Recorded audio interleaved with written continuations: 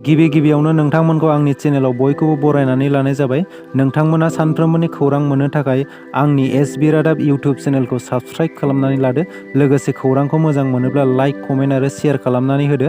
आंनि बे खौरांफोरखौ मोजां मोनगोन आरो खौरांफोरखौ जोबजासिम खोनासंलांगोन होननानै आसा खालामनाय थाबाय। दानिया नोंथांमोना खौरांखौ खोनासंलांदो। दिनैनि गिबि खौराङाव दं। थांनाय 13 एप्रिल खालि खास्रि बिस्रि मनीषा बर'खौ दुथां देबाशिस-कारा बुथारदोंमोन। सनितपुर थेलामारा ओनसोलनि बरगाव सापरि गामिनि थागिबि मनीषा बर'खौ 13 एप्रिल खालि जिनाहारि खालामनानै देबाशिस-कार मुंनि दुथाङा बुथारदोंमोन। बेखौ लानानै गोबां आफादफोरा सोंखारिदोंमोन आरो बे सोंखारिनायनि गेजेरजों दुथां देबाशिस-कारखौ वेस्ट बेंगलनिफ्राय हमनो हानाय जादोंमोन। बे हमजानायखौ लानानै जिउ गोमाजानाय नखरनि सुबुंफोरा गाबै गाबै आसामनि गिबि मन्थ्रि हिमन्त बिश्व शर्माखौ सोंथि खालामदों दि एसेबां गिदिर जाथाय जानानै थांबाय, नोंथाङा बहा दङ?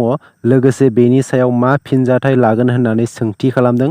मनीषा बर'खौ बुथारनाय दायनिगिरिखौ गावथारनांगौ होननानैबो दाबि खालामदों आरो बुंबावदों, आसाम पुलिसआ दाय गैयैखौसो इनकाउन्टार खालामनो हायो।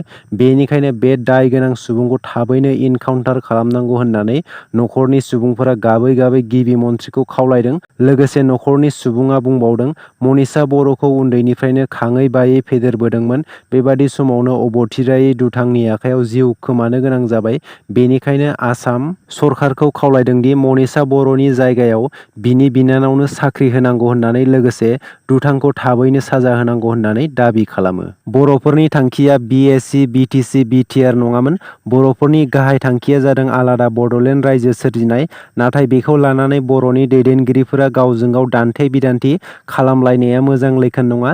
मिरु एबसुनि बारग' दैदेनगिरि रबिन्द्र मोसाहारि बिथाङा बुंदों, बिटिआरनि सागानगिरि प्रमद बर'खौल' सोंखारिब्ला जाया। जुदि सोंखारिनो गोनां जायोब्ला बिएसिनि सागानगिरि सानसुमा खुंगुर बैसोमुथियारि, बिटिसिनि सागानगिरि हाग्रामा महिलारिखौबो दाय होनांगोन। मानोना दायआ बिसोरनावबो दं। नाथाय थांखिखौ जों मावफुंजोबनायाव गावजों गाव दाय होलायब्ला जानाय नङा होननानै बिथां रबिन्द्र मोसाहारिया बुंदों। लोगोसे मुंख्लंफोरनि थाखाय खाम्फा बानायनानै होनो सरकारखौ खावलायो आरो मुंख्लंफोरनि नखरनो आसाम सरकार आरो भारत सरकारनिफ्राय स्पिसियेल पेकेज लाबोनानै रां अनसुंथाइ होनो बिटिआर सरकारखौ खावलायदों। गोजौ सोलोंथाइ होनायनि फारसे गोनांथार बिफाव लादों बरमानि सेन्ट जन्स गोजौ फरायसालियाव। बे फरायसालियाव NET JEI ITI नि बेसेन नाङै काउन्सिलिं खुंदों। बाक्सा जिल्ला बरमानि सेन्ट जन्स गोजौ फरायसालियाव बे काउन्सिलिंखौ खुंनाय जादों। मिथिनो मोननाय बायदिब्ला बे बेसेन नाङै केरियार काउन्सिलिंआवनो गोबां बर', असमिया, इंराजि बिजोंनि फरायसाफोरा बाहागो लादों। सेन्ट जन्स गोजौ फरायसालिनि गोरायुं डेभिड चन्द्र राजेशआ मिथिहोनाय बायदिब्ला रायजोनि गुबुन गुबुन ओनसोलनि कचिं सेन्टारनिख्रुइबो खम बेसेनावनो मुं थिसननाय जागोन। गुवाहाटीनि मसन इडुकेसननि हेफाजाबै बे बेसेन नाङै केरियार काउन्सिलिंनि गेजेरजों फरायसाफोरनि मुं थिसननाय जायो। बे काउन्सिलिंआवनो फोरोंगिरि हिसाबै बाहागो लायो गुवाहाटी सेन्टारनि साखिना रशिद आरो माखासे बिबानगिरिफोरा। चिरां जिल्ला रुनिकाटा लाइमुथि ओनसोलनि थागिबि 1 नं बेहेरबारि गामिनि बेरनिका इस्लारिया आथिं बेंगुरि फरायसुलि। बेबादि जेंनानि थाखायनो फरायसालियाव गोबां खस्थ'जों थाङो।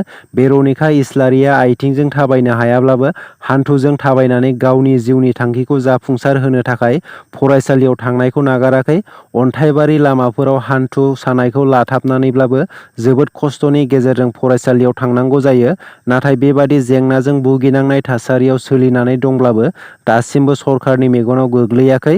बेरनिकानि बिफाया फोरमायनाय बायदिब्ला बे जेंनाया जोनोमनिफ्रायनो फैखानाय। बेनिखायनो नखरनि सुबुंफोरा सरकारनिफ्राय अनसुंथाइ बिदों। जोंनि समाजाव खोमसि फोथायनायखौ लानानै गोबां दुंहाव थासारि सोमजिनायखौ नुनो मोनो।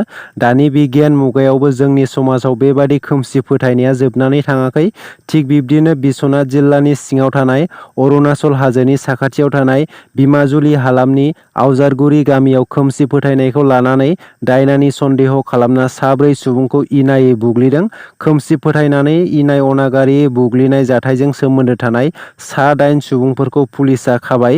बे जाथायखौ लानानै मैया थाइगिरगुरि गुदि फरायसालिनि गेलेग्रा फोथाराव सोनाब बिश्वनाथ दख'रा दुलाराय बर' फरायसा आफादनि दैदेननायाव खोमसि फोथायनायखौ लानानै सांग्रांथि मेल खुंफुङो।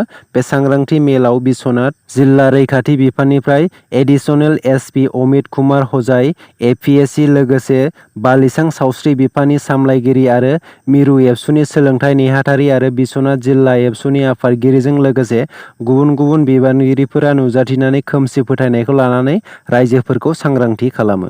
दिनैनि खौराङा एसेनोसै। आसा खालामो खौरांखौ खोनासंनानै मोजां मोनबाय आरो खौरांखौ मोजां मोनदोंब्ला मोनसे लाइक खालामनानै गालांदो। लोगोसे सानफ्रोमबोनि खौरां मोननो थाखाय एसबि रादाब इउटुब चेनेलखौ साबस्क्राइब खालामनानै लादो। गोजोन्थों।